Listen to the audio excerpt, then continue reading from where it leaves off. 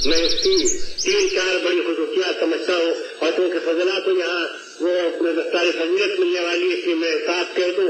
एक बड़ी खसूसियत ये है कि उसने इख्तिलाफी मसाइल, फिक्री मसाइल के बजाय तौहीद और सुन्नत पर अपनी पूरी तवज्जो मरकूज की, और ये वो विरासत है, अमानत है जो उसका शाह वलीउल्लाह देहलवी, और मैं कहने बात नहीं समझता कि शाह इस्माइल शहीद देहलवी और हजरत सैयदना सैयद अहमद शहीद के जरिए से उसको मिली और उसको अभी तक अजीज है।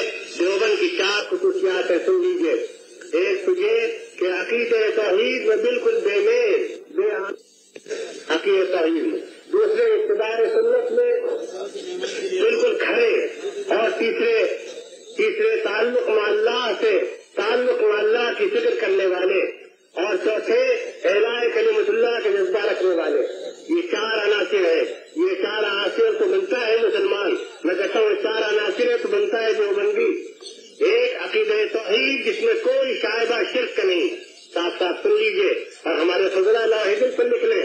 और दूसरी बात क्या है, इत्तिबाए सुन्नत का जज्बा और फिक्र, और तीसरी बात क्या है, ताल्लुक अल्लाह की कोशिश, निस्बत अल्लाह के जिक्र और हुजूरी हासिल हो, और आखिरत का ख्याल गालिब रहे, और ईमान और एहतिसाब का जज्बा कभी साथ न छोड़े, जो अमल हो रज़ा इलाही के लिए हो।